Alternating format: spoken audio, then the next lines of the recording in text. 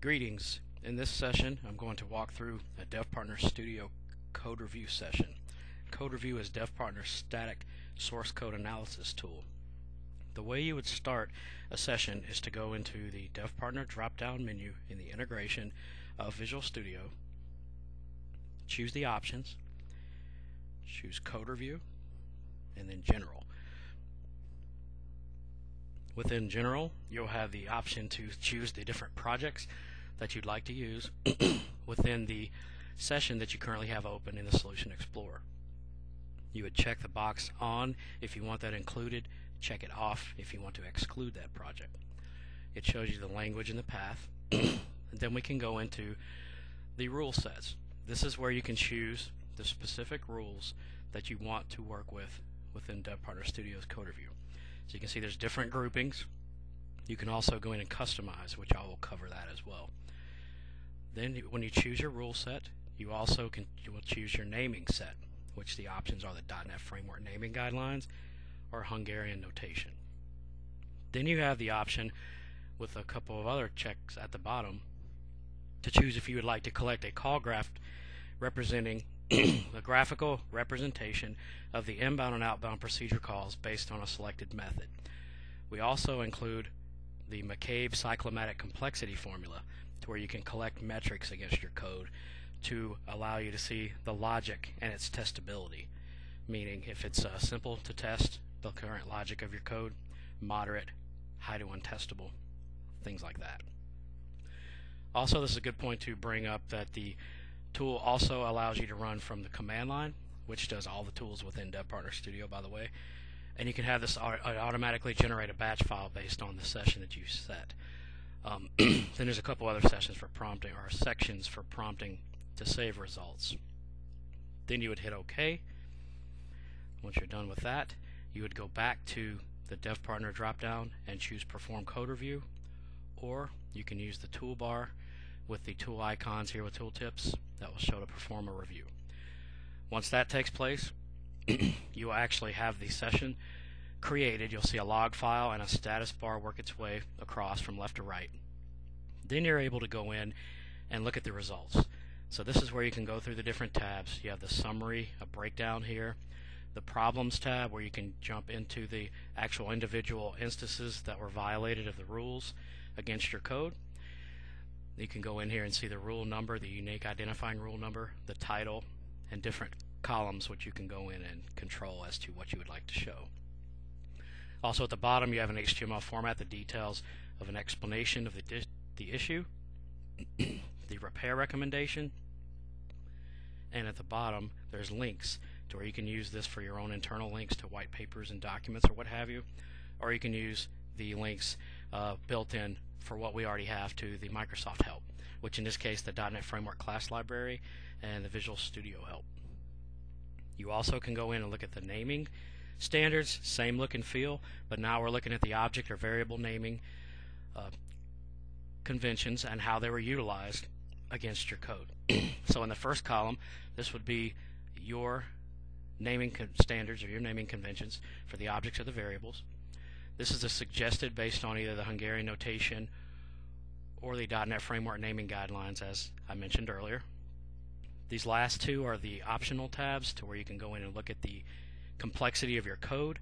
It gives you the ability to see the high complex or the more complex methods that's considered high to untestable, how many lines of code there are, and the bad fix percentage. You also can drill into the code, such as this. So this is an example of multiple case scenarios. You might have one with a lot of nested if conditions or something like that.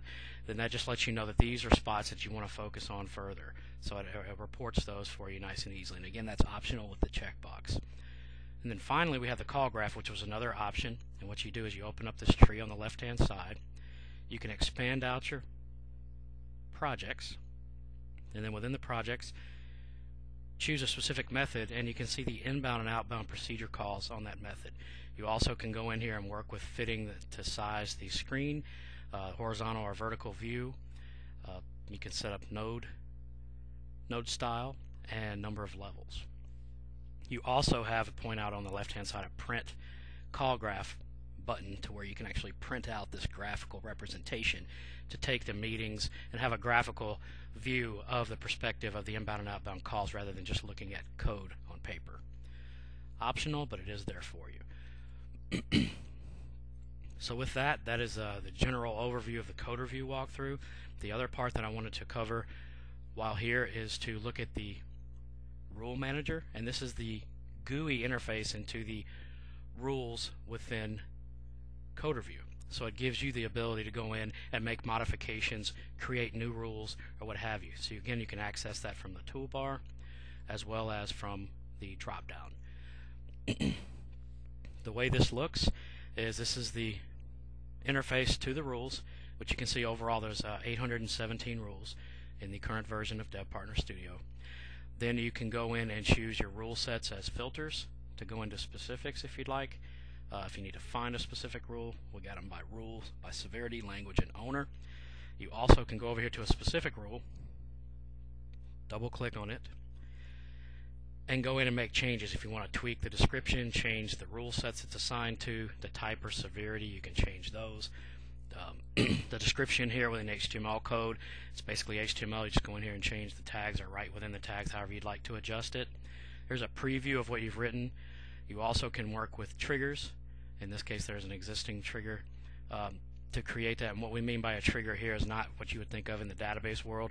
This particular trigger means the condition that spawns off the violation of this particular rule against your code. And within that you also can use the expression builder to create more complex rules to check against your code for specific situations. So again, that's how you would access that. You also can go in and do the same thing with the Hungarian name set. If you want to go in and make changes, we have a default set for objects and variables for both Visual Basic.NET and C#. So you can go in here under variables or objects, see the prefix such as this Boolean for an example. Also down at the bottom you can set up local, member, and public variables and how you want those handled and to be checked. Then I can go in and double click on a specific variable type and enter the variable name or enter the prefix. So if I want to customize or change this from B to something else for a Boolean, I could do so and hit OK. You also can go in through the rule manager and create new rules, new rule sets. You can go in here and open existing rule sets. So basically you would just go in, choose new rule set, give it a set name and a description, and it would be listed as a new rule set under the drop down box within DevPartner's code review. You also can do the same thing for a new rule. So it would have the same look and feel, but instead of looking at an existing rule that's already been filled out, you would go in and identify a rule number, type, severity, rule sets, the description, the preview, the trigger, and the expression builder like we mentioned before. This is a brief overview again of code review. We walked through how to start and create a session and look at the results, and also how to work with customizing rules, whether you want to create new rules or work with existing rules and make tweaks or other changes.